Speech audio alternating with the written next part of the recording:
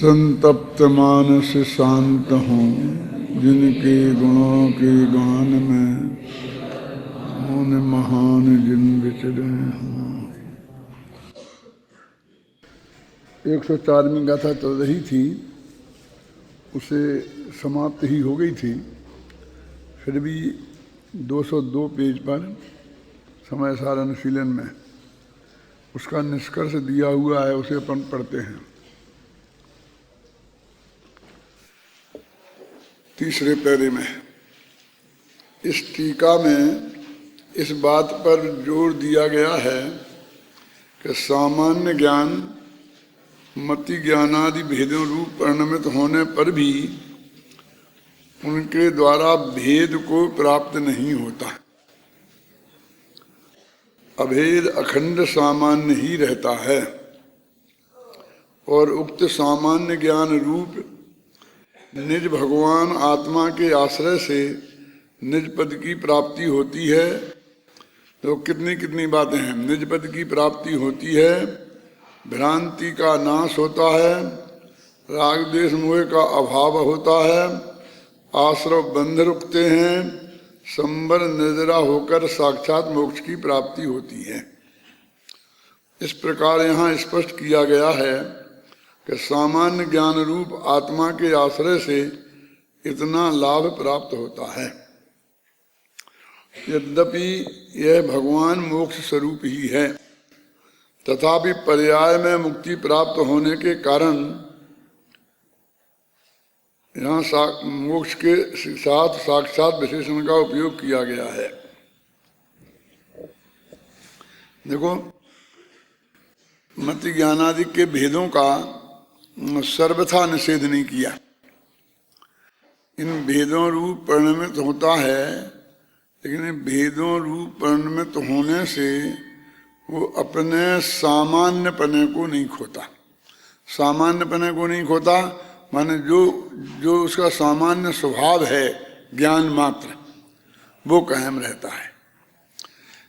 ये बहुत स्पष्ट है कि भारतवर्ष में हम जितने भी 1.25 अरब लोग रहते हैं, वे सब भारतीय हैं। एक सामान्य बात है। अब कौन हिंदू है, कौन मुसलमान है, ऐसे बहुत भेद होंगे। हिंदू, मुसलमान, सिख, ईसाई, जैनी, बौद्ध, धर्म के हिसाब से बहुत भेद होंगे, भाषा के हिसाब से बहुत भेद होंगे, प्रांत के हिसाब से बहुत भेद होंगे, कलर रूप के हिसाब से बहुत भेद होंगे। कहते वे सारे कितने ही भेद क्यों ना हों, लेकिन वो हमारे सबके भारतीय पने को भेदित नहीं करता। जब भारत के हित का सवाल आता है तो हम सब बिल्कुल एक मत होकर के और उसकी सुरक्षा करने के लिए अपना सर्वस्व समर्पण करने के लिए तैयार हो जाते हैं। ये हमारे भारतीयपन की निशानी है। यद्यपि जब प्रांतीयता जोर मारती है, भाषावाद जोर मारता है, अपने अपने धर्म जोर मारते हैं, तो कभी कभी हमें ऐसा लगता है कि वो जो सामान्य पना है वो गायब हो गया है। लेकिन वास्तव में वो गायब नहीं होता है, वो थोड़ा हमारी दृष्टि से ओझल होता है। क्या ऐसा ही अनादिकाल से ये आत्मा जिस पर्याय में पहुंचा उस पर्याय रूप अपने को मान लेता है। मनुष्य पर्याय में पहुंचा तो मनुष्य रूप, त्रिंच पर्याय में पहुंचा तो त्रिंच रूप, स्त्री पर्याय में पहुंचा तो स्त्री रूप, पुरुष पर्याय में पहुंचा तो पुरुष रूप। लेकिन वो आत्मा है, ज्ञान है, ज्ञान स्वभावी है,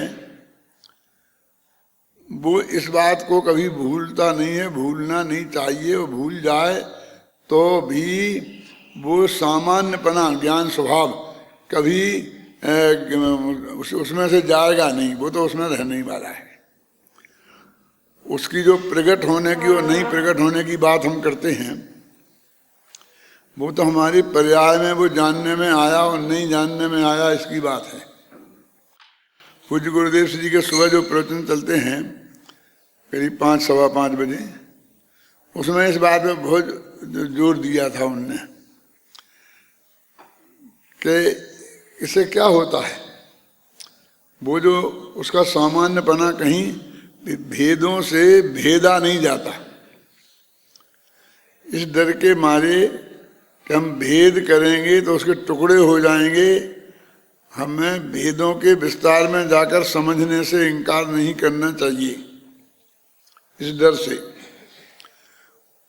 और इस डर से कि भाई ये मैं सामान्य मानूंगा तो ये भेद समाप्त हो जाएंगे, सामान्य का इनकार नहीं करना चाहिए।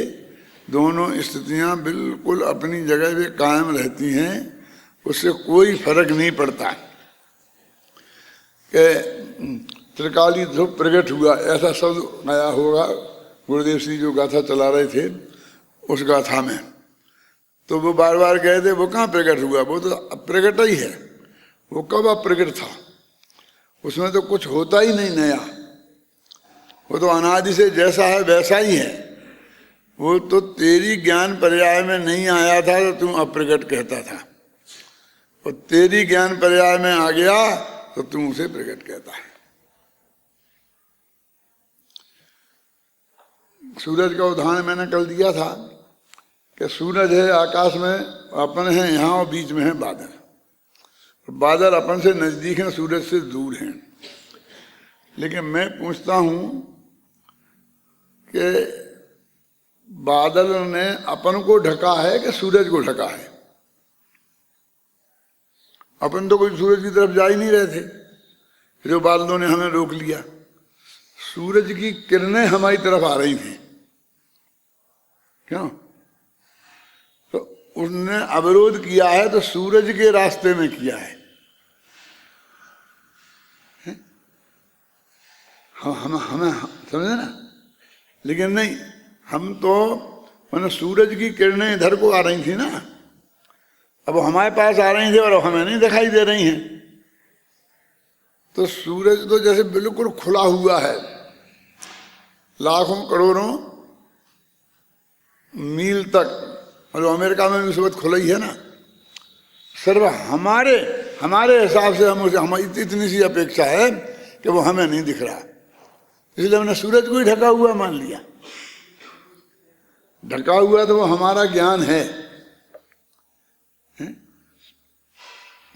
और जो विवेकी जन हैं, जैसे कल कहा था कि तलघर में बैठे बैठे भी आकाश में सूरज उग रहा है, इसका ज्ञान उन्हें 24 घंटा रहता है कि नहीं रहता है? उनके ज्ञान में सूरज प्रकट है कि नहीं प्रकट है? क्या फर्क पड़ता है इन बादलों के बीच में आने से? ऐसे ही ज्ञानावरणादि कर्मों के बीच में आने से वो आत्मा के स्वभाव में क्या फर्क पड़ता है, और जानने वाली ज्ञान पर्याय को भी क्या फर्क पड़ता है? वो तो उसके अंदर से भी ये जान लेती है कि भगवान आत्मा त्रिकाली ध्रुव ऐसा है। ये कहकर ये कहना चाहते हैं कि वो भैया कोई छिप नहीं गया, असंभव नहीं हो गया, सब कुछ बिल्कुल प्रकट ही प्रकट है। बस तेरे जो गुरुदेव की भाषा में कहूँ कि तेरे को जो ऐसा लगता है कि मेरी समझ में नहीं आएगा, सबसे बड़ी बाधा यही है, बस खत्म। और कोई कर्म मरम का उदय मुदय बाधा नहीं है। तो तूने ये माने, वो तो बहुत गहरी बातें हैं, वो तो बहुत गहरी बातें हैं, वो अपनी तो समझ में आएंगी नहीं, अपन तो भैया स्थूल बुद्धि है। क्यों? तो ये नहीं है, ये इसमें बताया गया है। अब इसी के बाद में कितने 2 कलश हैं, हाँ 2 ही कलश हैं। हाँ, पहला कलश पढ़ते हैं, पढ़ो भाई।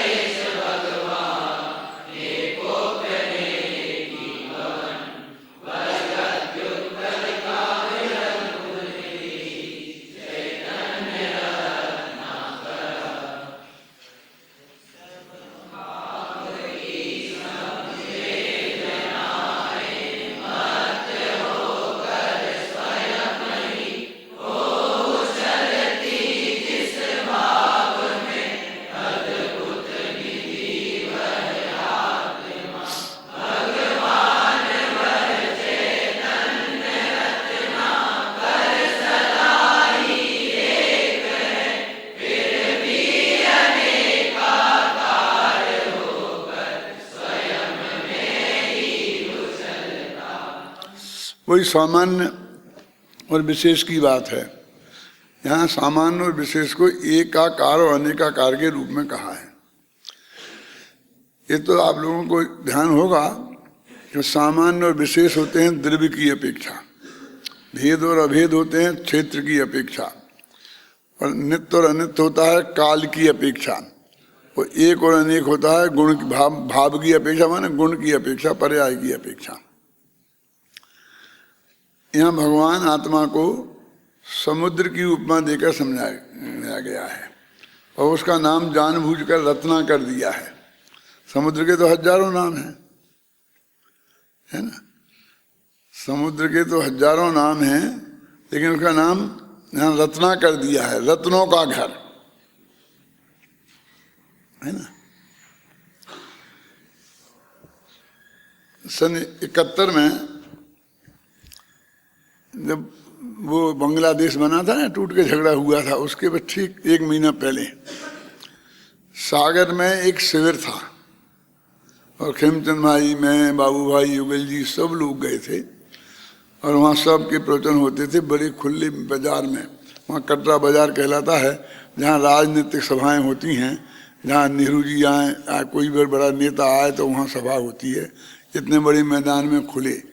और महीना था यही नवंबर, इनसे भी ज़्यादा भयंकर सर्दी थी। उसमें जाकर के रात को, शाम को 7 बजे से 11 बजे तक प्रवचन चलते थे। खेमचंद भाई का, युगल जी का, फिर बाबू भाई का, और लास्ट में मेरा नंबर आता था 10 से 11 के भी था। तो उसमें क्रमबद्ध पर्याय सारे विषय चलाते थे। तो वहाँ लोकल पंडित थे, जो अपने बहुत ज़्यादा वो महिमा होती थी, तो लोकल पंडितों को बहुत तकलीफ होती थी। तो वो वातावरण, वो सबसे ज़्यादा आक्रमण मेरे पे ही होते थे, क्योंकि वे तो सब बड़े बड़े थे, पुण्यशाली लोग भी थे क्या, और वो तो बोले उस तरह से बोलते भी नहीं थे, मतलब वो जिसमें आलोचना हो, जिससे लोगों को बुरा लगे, वो बातें मेरे में ही होती होंगी, ऐसा नहीं कि उस वजह से मेरी आलोचना बहुत होती थी। तो उन्होंने कहा क्रमबद्ध बजा के प्रवचन बंद करवाओ क्या, और नहीं तो हम ये करेंगे, हम ये करेंगे, हम सामने सभा लगाएंगे, ये करेंगे, वो करेंगे। बहुत बहुत वातावरण ऐसा हुआ। तो जब वो सब आगे खेमचंद भाई के पास, उनके बाबू भाई के पास आते थे और उनसे सब ये कहते थे, अब वो कहे क्रमबद्ध बजा के प्रवचन बंद करवाओ। तो अभी सबने बैठ के विचार किया, तो लोकल लोग तो घबराते थे। सेठ जी 2 भाई थे, भगवान दास और शोभालाल। भगवान दास जरा नरम नेचर के थे और वो शोभालाल बहुत तेज थे। तो उन्होंने कहा हम ये कर देंगे, ये कर देंगे, ये कर देंगे। तो उनको गुस्सा आया, उन्होंने कहा जो तुम्हें दिखा सो कर लो, व्याख्यान तो ये होंगे। हाँ, शोभालाल जी और वो सब खेमचंद भाई भी बोले, सब बोले इतनी बढ़िया चीज़ चल रही है, ऐसी कोई बात है ही नहीं, इसमें गड़बड़ होगी। तो मेरे उस व्याख्यान में सागर शब्द आया था, चैतन्य रत्नाकर। तो मैंने कहा ये सागर है, सागर सागर है? सागर में की गहराई में जाओ तो रत्न भी होते हैं, और उसमें मगरमच्छ भी कम नहीं होते हैं।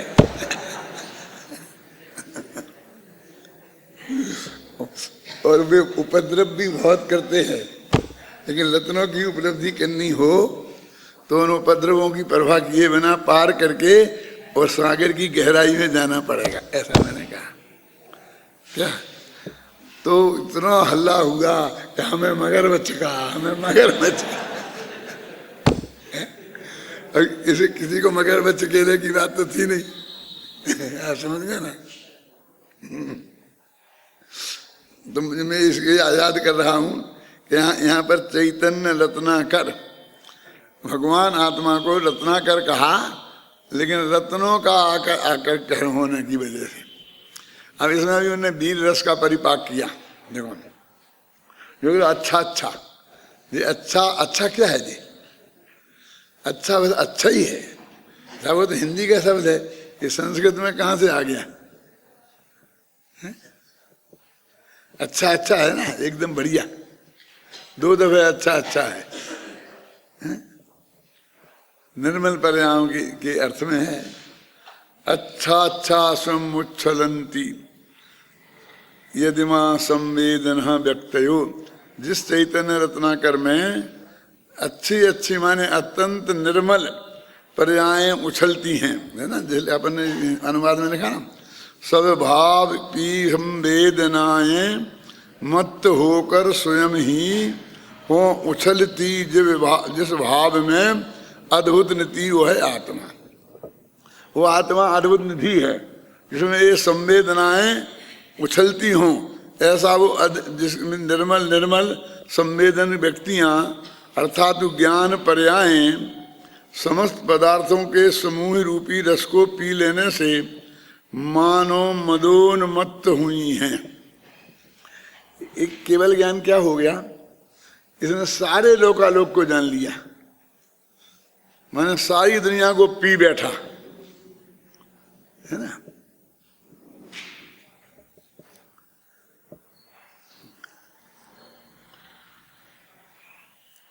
हमारे गुरुजी थे मक्खनलाल जी थे ना, जो मौलाना विद्यालय में हमें पढ़ाते थे, तो उन्हीं के एक सहपाठी थे, इनका नाम था देवकी नंदन। आप जाने देवकी नंदन पंडित जी का नाम सुना ना, कारंजा में रहे, फिर इंदौर में रहे, बाद में दोनों एक क्लास में ही पढ़ते थे। और फिर दो अलग अलग ग्रुपों में हो गए थे, ये 1013 पंथ में रहे, वो भी 20 पंथ में हो गए थे शांत सागर महाराज के आने के बाद में। तो अखबारों में बहुत नोक झोंक चलती रहती थी, जो उस वक्त अखबार निकलते थे ना, तो वहाँ से एक मक्खनलाल जी का लेख आया, एक लेख देवकी नंदन जी का आया, और नोक झोंक चलती रहती थी। और जब कहीं आपस में टकरा जाते थे किसी गांव में नंगल में, तो भी वहाँ पर वो होता था। और वो जमाना वाद विवाद का जमाना था, आर्य समाजियों से बहुत वाद विवाद होते थे, तो उनके सब ऐसी पदवियाँ दी जाती थी, वाजीब गज केसरी वादी रूबी इभ माने जो इभ माने हाथी, तो वादी रूपी हाथी के लिए जीतने में जो केसरी माने सिंह के समान है, तो हमारे गुरु जी को ये पदवी मिली थी मक्खनलाल जी को, वादीब गज केसरी। मतलब वो वाद विवाद करने में जाके बहुत जीत के आते थे, आर्य समाजियों से होते थे बहुत। वहाँ देवकी नंदन जी भी कम नहीं थे, वो भी बहुत विद्वान थे, उसी उच्च कोटि के थे। तो जब ज़्यादा ही झगड़ा हुआ, मतलब बहसबाजी हुई, वही तात्विक समझ लो, चर्चा जैसी होती है, तो उन्होंने कहा देवकी नंदन जी ने, ये मक्खन मक्खन तू मक्खन है और मैं देवकी नंदन हूँ, समझ में आया?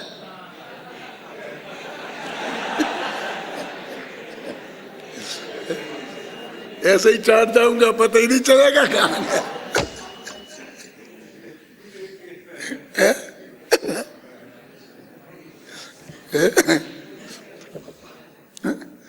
कहाँ गया पता ही नहीं चलेगा,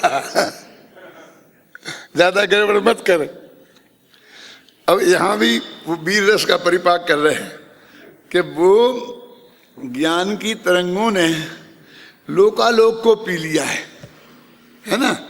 तो वो पी लेने से उन्हें बहुत अभिमान हो गया कि हम तो इतना जानते हैं, तो मदोन्मत्त होकर वे उछल रही हैं, एकदम अंदर से ज्ञान की तरंगें उछल रही हैं।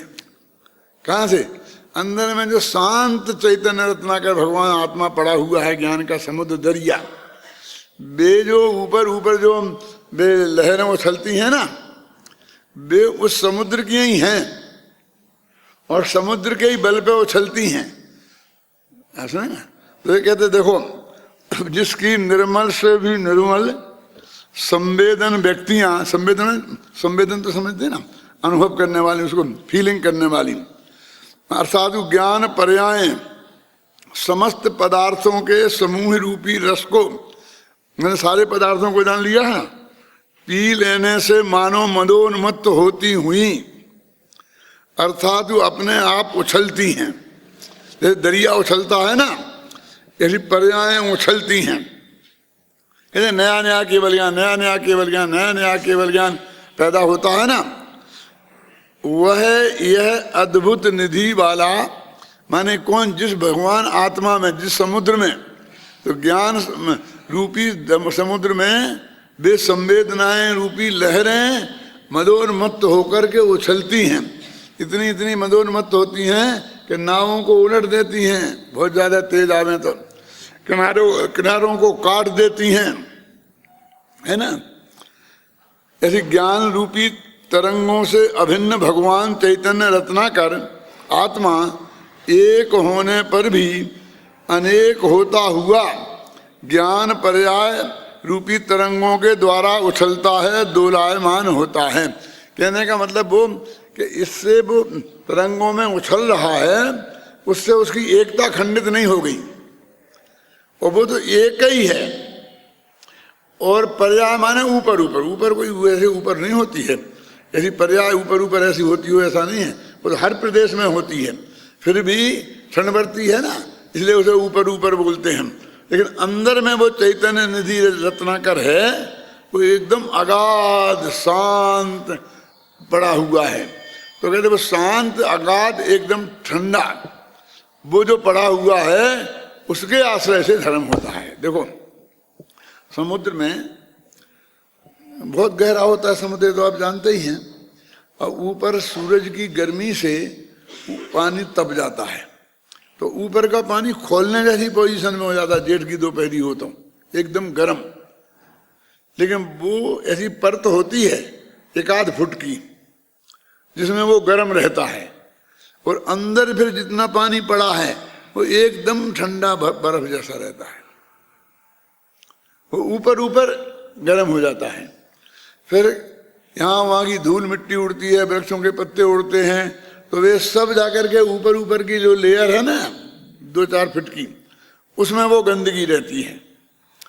तो गर्मी, गंदगी, ये सारी विकृतियां जो समुद्र की दिखती हैं वे ऊपर ऊपर दिखती हैं, भगवान आत्मा की माने पर्यायों में दिखती हैं।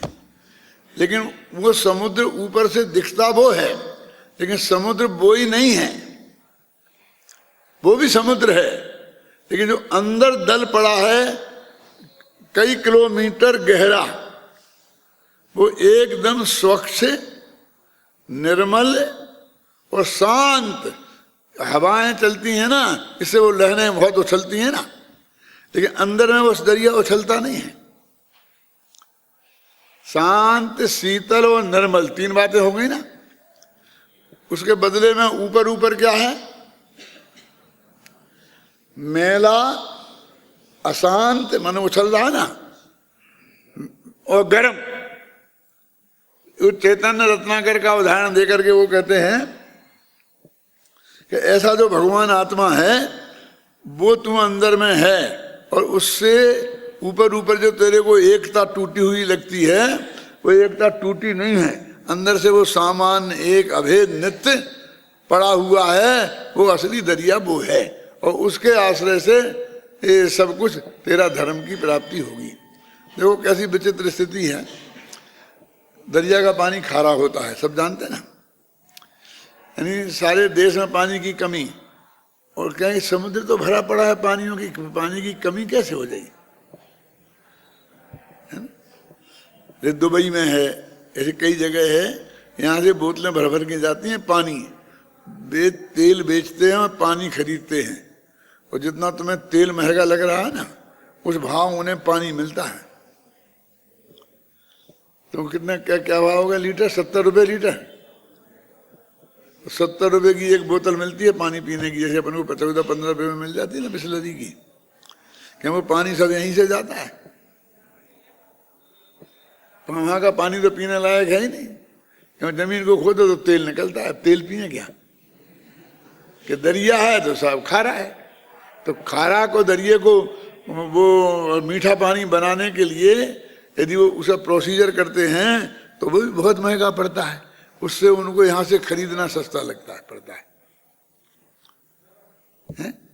इसे खरीदना उनको सस्ता पड़ता है, तो वहाँ पर वो ऐसा चलता है। तो ऐसा कहते हैं, अब देखो वो कैसा, वो प्रोजेक्ट लगाएं तो एक बोतल पानी को, समुद्र के पानी को यदि इतना निर्मल करना हो तो 70 रुपया खर्च हो जाए। अब पूरा दरिया क्या करें, इसलिए समुद्र का पानी पीने के काम नहीं आता। बम्बई को पानी कहाँ कहाँ से लाते हैं, कैसा करते हैं, ये कहते हैं, बगल में कितना समुद्र भर रहा है। तो ये मीठा पानी जो यहाँ आता है वो आता कहाँ से है? मैं क्या बताना चाहता हूं कि समुद्र का गंदा पानी, मीठा पानी, खारा पानी, ये मीठा पानी बढ़िया, लेकिन वो मीठा पानी आया कहां से है? कि वो सूरज की गर्मी से वो पानी भाप बन के उड़ता है। देखो डिस्टिल वाटर है, तो उसमें से वो खारापन समुद्र में ही छोड़ देता है, वो मीठा पानी उठ के जाता है। वो दरियाई का पानी है। जो वैसा प्रोसीजर तुम करो तो तुम भी उसे पीने लायक बना सकते हो, लेकिन तुम्हें महंगा पड़ता है, सूरज को महंगा नहीं पड़ता है। क्यों? अब सूरज अपने में मस्त है, उसने कुछ नहीं किया। समुद्र समुद्र में है, पृथ्वी पृथ्वी में है। अब एक ऐसा सर्क वो बन गया है साइकिल, घुमाओ, कि जब सूरज तपता है तो वो समुद्र का जो मैला कुचैला गंदा ऊपर ऊपर ही तो पड़ेंगी ना किरणें, अंदर तो ठंडा है वो। क्यों? उससे वो पानी भाप बन के उड़ता है और ऊपर जाके बादल बन जाता है। जो इतना भारी था वो इतना हल्का हो जाता है। और फिर देखो समुद्र से दक्षिण भारत से समझ लीजिए और हिमालय तक उत्तर भारत तक पहुंचता है वो, बिना एक पैसा खर्च किए, बिना किसी सवारी के। आकाश मार्ग से रोड मोड़ की भी जरूरत नहीं है। कैसी प्रकृति की व्यवस्था है, महीनों आराम से धीरे धीरे चलता रहता है और आपके समय पर वहां पहुंच जाता है।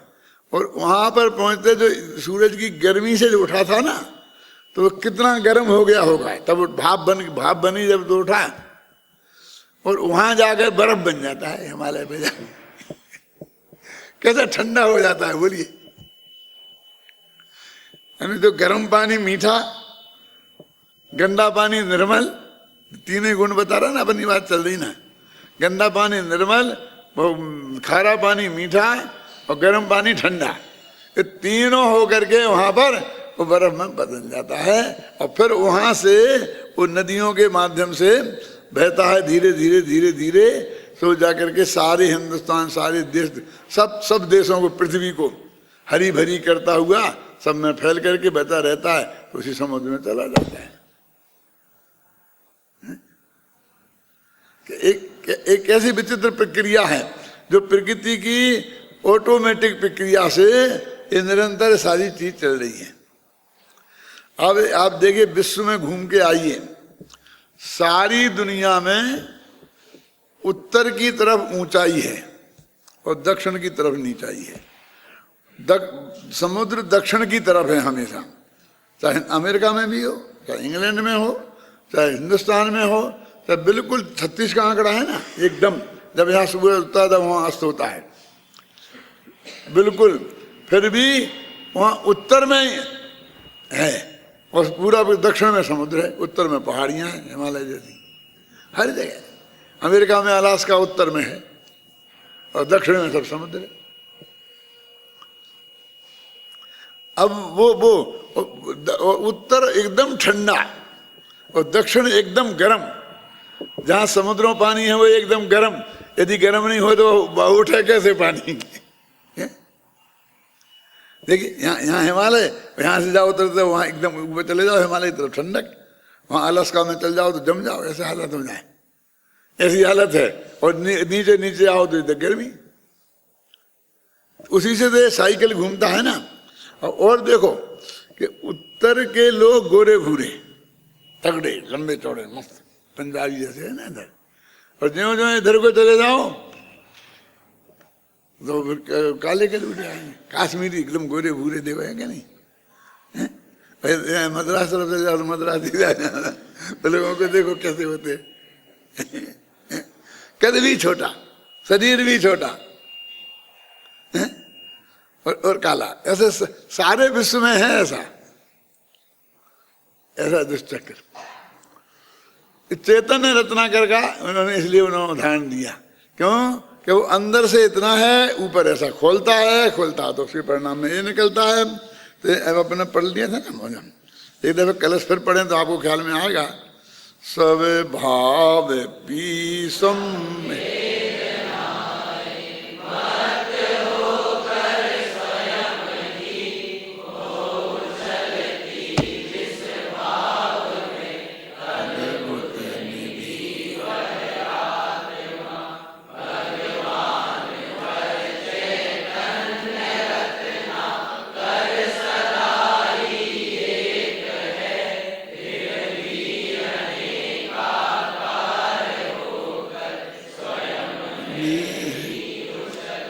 ये भगवान आत्मा उछल रहा है, समुद्र उछल रहा है अपने आप।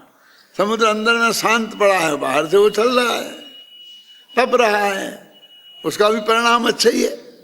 देखो ये ठंडा पानी सारी दुनिया को मिलता है, हैं?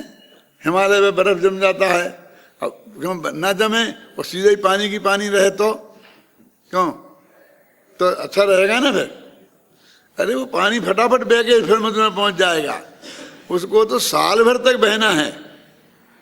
क्यों? तुमको तो धीरे धीरे पानी चाहिए, इस पृथ्वी को तो धीरे धीरे चाहिए, पेड़ों को तो धीरे धीरे चाहिए। रोजाना 1 गिलास चाहिए तुम्हें पानी, 10 गिलास तुम्हें इकट्ठा मिल जाए, 10 बाल्टी ऊपर डालो, निकल जाए, बह जाए, क्या काम का। तो वो वहां बर्फ बन के जमता रहता है और उतना ही पिघलता है जितना इस पृथ्वी को जरूरत है। और वो धीरे धीरे नदियों के माध्यम से, नलों के माध्यम से आता है, वो नदियों के माध्यम से बह बह करके सब जगह पहुंचता रहता है। क्यों? वो धीरे धीरे वहां पहुंचता रहता है। तो बर्फ में क्यों जमता है? कितना बढ़िया स्टोरेज की व्यवस्था है। स्टोरेज की व्यवस्था है ना, यहाँ ठंडक रहेगी तो हर चीज की उम्र लंबी होती है। आपकी तो ये क्या, इससे अमरूद इनकी भी उम्र लंबी होती है, फ्रिज में रख दो ना तो 10 दिन तक चलते हैं। और वैसी पड़ी ना सब्जियां बाहर तो खराब हो जाती हैं। ये अमेरिका वाले यही तो तर्क दे रहे हैं भारत में कि जो हमारी सब्जियां हम उगाते हैं जितनी, वो 2-4 दिन में ही खराब हो जाती हैं। अब वो एक जगह तो होती नहीं है, जहाँ पैदा होती हैं वहाँ से जहाँ खाने वाले हैं उन तक पहुँचते पहुँचते 10 हाथों में से निकलती हैं, तो उनके पास उनको रखने की अच्छी व्यवस्था नहीं है, तो आधी तो खराब हो जाती हैं, सड़ गल जाती हैं, आधी काम में आती हैं।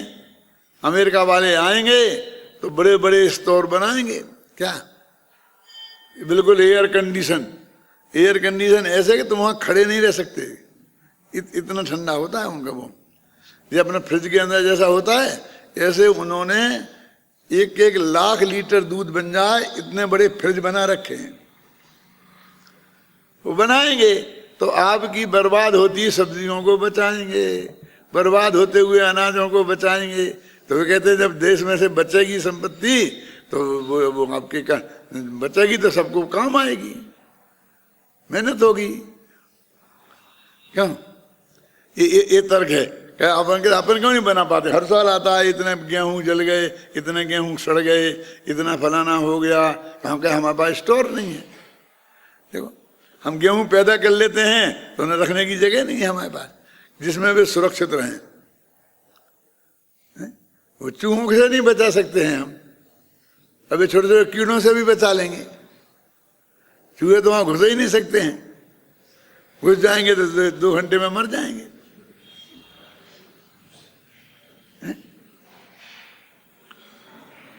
ये 10 हाथों में जाते हैं, 10 लोग कमाते हैं, उसमें सीधा खेत से खरीदेंगे और अपना सीधा स्टोर में आएगा और तुम जाके सीधे ले आओ। तो वो कह रहे जो हम कमाएंगे वो तो बचत का कमाएंगे, बचाएंगे वो कमाएंगे। तुम्हारे लिए तो हम सवाई कर देंगे। कोई मैं प्रधानमंत्री का एजेंट नहीं हूं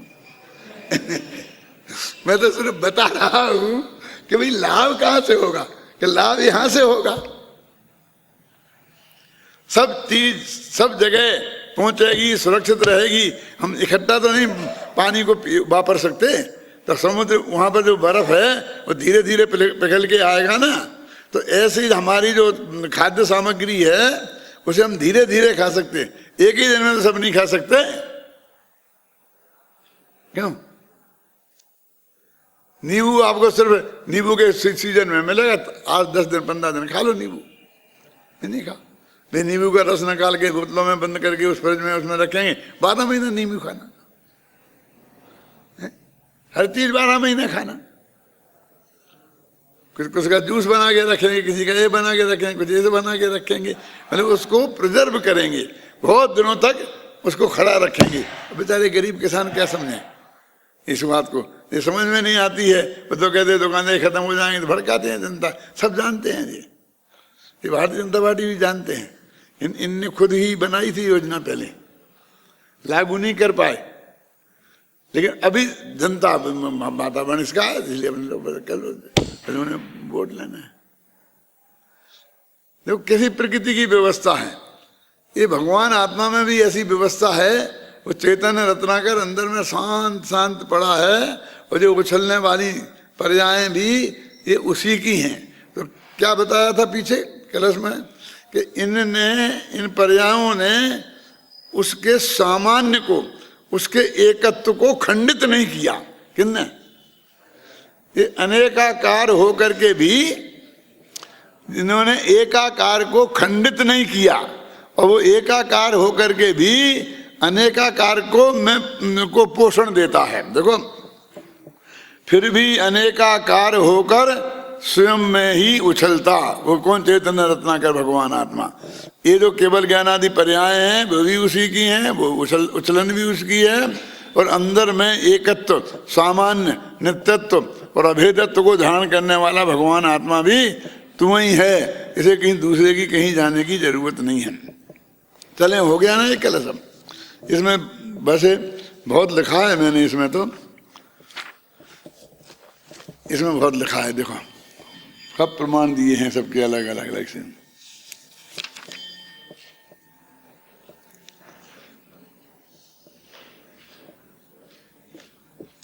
नाटक समय सार है ना बनारसी दास जी का, तो उसकी टीका एक बुद्धू लाल श्रावक हुए हैं, उनने लिखी है।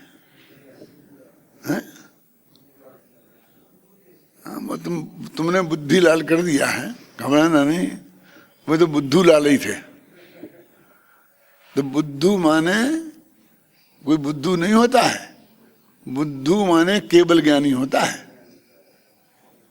अरहंत भगवान को बुद्धू कहते हैं, अपने शास्त्रों में लिखा। अरहंत भगवान की जो वर्णन किया तो उन्हें बुद्धू लिखा। और जब बौद्ध धर्म वालों ने अपने भगवान को बुद्धू लिखा होगा, तब उनने केवल ज्ञानी के अर्थ में लिखा है। बुद्धू माने प्राकृत भाषा में, संस्कृत अपभ्रंश भाषा में केवल ज्ञानी होता है, पूर्ण ज्ञानी।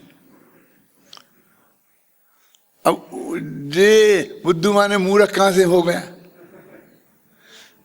ऐसा हो गया कि एक समय इस देश में बौद्ध लोग छा गए थे, और उनके वैद्य भिक्षु जगह जगह दुनिया में घूम घूम कर बौद्ध धर्म का प्रचार करते थे, और रोजाना 100-200 बौद्ध बनाते थे। ऐसी प्रतिज्ञा लेके चलते थे, मैं 100 बौद्ध जब तक नहीं बनाऊंगा तब तक खाना नहीं खाऊंगा।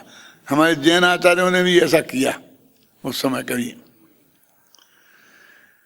तो वो बौद्ध बनाते थे ना, बौद्ध धर्म में दीक्षित लेते थे, करते थे।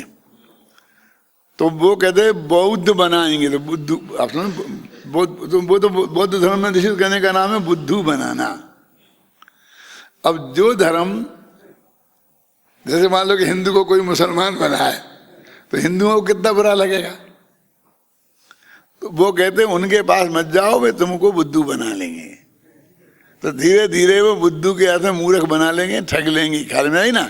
तो बुद्धू का अर्थ हो गया इस तरह से। वो बौद्ध धर्म के प्रति घृणा की वजह से वो बुद्धू शब्द का अर्थ बदल करके भी, हर नंगा, लुच्चा, बुद्धू, ये शब्द जो हैं ये अनंत भगवान के लिए किए। नग्न दिगंबर, नंगा, लुच्चा, जो केस लंच करें अपने दिगंबर मुनि, वे लुच्चा। अब आज का नंगा लुच्चा का क्या अर्थ होने लग गया है? बुद्धू, ये सब प्राकृत भाषा में आज भी है। तुम पढ़ो वो परमात्मा प्रकाश और योग सार, उसमें यही शब्द आए हुए हैं। जो भाषा के वैज्ञानिक है ना, उन्होंने सब सिद्ध किया है जो मैं आपको बता रहा हूँ। ये कोई मैंने अंदर से पैदा नहीं किया है, मैंने पढ़ा है सब। क्या होता है? शब्दों में विपर्यास होता है, शब्दों में परिवर्तन होता है, शब्दों के लाघव होता है, गुरुता आती है। कोई शब्द की इज्जत धीरे धीरे कम हो जाती है, किसी शब्द की इज्जत धीरे धीरे बढ़ जाती है। ये ऐसा होता रहता है। दक्षिण भारत में जितने भी ये आते हैं, पिल्लई, थानू पिल्लई, फलाने पिल्लई आते कि नहीं आते, ये सब सुपुत्र के अर्थ में होता है। बहुत अच्छा अर्थ होता है इनका वहाँ। लेकिन उत्तर और दक्षिण भारत में बहुत झगड़ा चला। वो द्रविड़ संस्कृति वाले कहलाते थे, ये आर्य संस्कृति वाले। तो आर्यों और द्रविड़ों में जो झगड़ा हुआ, तो जिसको वो अच्छा अच्छा कहते थे, हमने उसके लिए क्या किया ना, कुत्ते के बच्चे को हम पिल्ला कहने लगे। वो वहाँ सर्वश्रेष्ठ पुरुष के लिए जो था। देखो पाकिस्तान ने जब अपना नाम पाकिस्तान रखा है तो उसने कोई गंदा नाम रखा होगा? पाक माने पवित्र स्थान, और हमने उनके प्रति घृणा के कारण लैट्रिन को पाकिस्तान कहने लगे। कहाँ जा रहे? पाकिस्तान जा रहे। घृणा से इन कई कारणों से ये अर्थों में परिवर्तन हो जाता है। इसलिए ये कहते हैं कि यदि तुमको किसी आचार्य का अर्थ समझना है तो उस काल में, उस भाषा में उस शब्द का क्या अर्थ था वो तुम्हें सीखना पड़ेगा, अन्यथा तुम नहीं समझ सकते हो। ख्याल में ना, क्योंकि वो 2000 वर्ष में बहुत अर्थ में परिवर्तन हो जाता है। अंग्रेज लोग प्रोपेगेंडा, इसको धर्म प्रचार को बोलते हैं, प्रोपेगेंडा, क्योंकि हमें ईसाई धर्म का प्रोपेगेंडा करना है। तो अपन क्या कहने लगे कि वे लोग आएंगे यहाँ बहुत प्रोपेगेंडा करेंगे। बचना, हम लोग प्रोपेगेंडा को बिल्कुल बहुत बुरे अर्थ में कर लिया, जबकि वहाँ बिल्कुल धर्म प्रचार के अर्थ में होता था। देखो तो बुद्धूलाल जी की वजह से कह रहे थे। बुद्धूलाल जी ने क्या लिखा? ये तो बुद्धिलाल इसने छाप दिया है, लेकिन वास्तव में उनका नाम तो बुद्धूलाल श्रावकी ही था, है ना। यहाँ ज्ञान को समुद्र की उपमा दी है। समुद्र में रत्नादि अनंत द्रव्य रहते हैं, ज्ञान में अनंत द्रव्य प्रतिबिंबित होते हैं। समुद्र रत्नादि रूप नहीं हो जाता, ऐसे ज्ञान भी गेय रूप नहीं होता। समुद्र का जल निर्मल रहता है, ज्ञान भी निर्मल रहता है। समुद्र परिपूर्ण रहता है, ज्ञान भी परिपूर्ण रहता है। समुद्र में लहरें उठती हैं, ज्ञान में भी मत्स्य आदि तरंगे हैं। समुद्र महान होता है, ज्ञान भी महान होता है। समुद्र अपार होता है, ज्ञान भी अपार होता है। समुद्र का जल निजाधार होता है, ज्ञान भी निजाधार है। समुद्र अपने स्वरूप की अपेक्षा एक और तरंगों की अपेक्षा अनेक होता है। ज्ञान भी गायक स्वभाव की अपेक्षा एक और गेयों को जानने की अपेक्षा अनेक होता है। ये हमने कहाँ से निकाल के सब पढ़ा। उनका तो पूरा नाटक समय सार पर लिखा है अर्जुन ने, तो कितना लिखा होगा। लेकिन एक छंद आपके लिए हम निकाल के लाए कि उन्होंने ऐसी बढ़िया चीज लिखी थी, इनको हम अपनी तरफ से भी लिख सकते थे ना। इतनी बातें सब, क्योंकि उनकी रजिस्टर तो है नहीं और सबको पता भी कहाँ है। लेकिन नहीं, जो चीज जहाँ से ली है अपन ने ईमानदारी से वहाँ के बताना। कितनी उपमा, मतलब अब इस कलश को जब उन्होंने अर्थ किया होगा तो उन्होंने दोनों से समुद्र ज्ञान रत्नाकर मानो समुद्र की उपमा से उनको बताया है। तो जयचंद जी छाबड़ा ने भी किया। फिर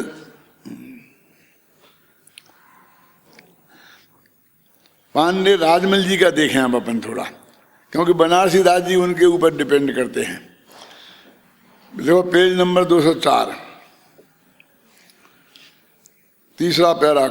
कोई आशंका करेगा कि आशंका करेगा कि ज्ञान तो ज्ञान मात्र है। ऐसे जो मति ज्ञान आदि 5 भेद क्यों हैं? समाधान इस प्रकार है कि जो ज्ञान की पर्याय है, कुछ विरुद्ध तो है नहीं। वो क्या करे, इसमें क्या विरोध है? विज्ञान की पर्याय है इसलिए क्या दिया इसको। उनकी भाषा ऐसी है उस जमाने की। ये भाषा तो फूलचंद जी ने काफी सीधी कर दी। असली भाषा उन्हें देखोगे तो तुमको समझ में ही नहीं आएगा क्या कह रहे हैं। वस्तु का ऐसा ही सहज है, पर्याय मात्र विचारने पर मति आदि 5 भेद विद्यमान हैं। वस्तु मात्र अनुभवने पर वह ज्ञान मात्र है। विकल्प जितने हैं उतने समस्त झूठे हैं।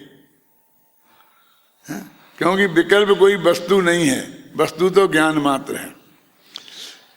अभी तुम ज्ञान नहीं पढ़ोगे तो कल्पना लोग भी, वो भी ज्ञान वस्तु है।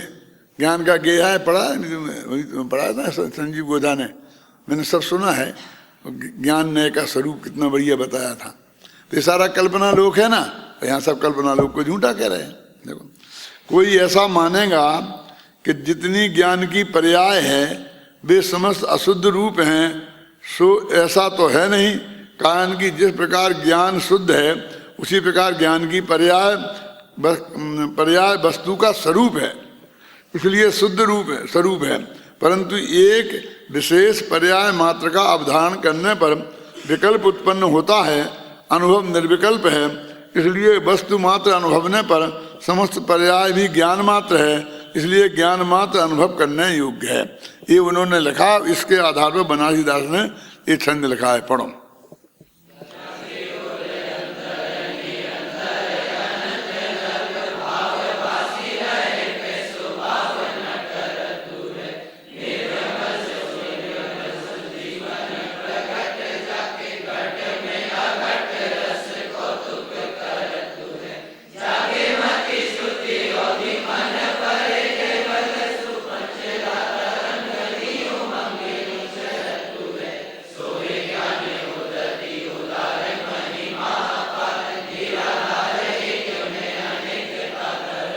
हो गया स्पष्ट। वही बात जो कही है, समुद्र की उपमा दे करके उन्होंने इस बात को समझाई है। इसका अर्थ बताऊं कि चलेगा, अब नीचे पीछे पढ़ लेना, है ना। अब इस तरह से मतलब वो ज्ञान को रत्नाकर बताया है। पर्याय भी अब उसी की उछलन है और पर्याय उसकी कोई विरोधी नहीं है, उसी में से उत्पन्न होती हैं। लेकिन पर्याय पर दृष्टि रखने से सम्यक दर्शन की प्राप्ति नहीं होती है, इसलिए द्रव्य पर दृष्टि रखो तो सम्यक दर्शन की प्राप्ति होती है। इसलिए उसे अभूतार्थ कहा जाता है, जिसको यहाँ झूठी कह रहे हैं। अब दूसरा कलश पढ़वाएंगे। हो गया, समय हो गया ना, बस बाकी के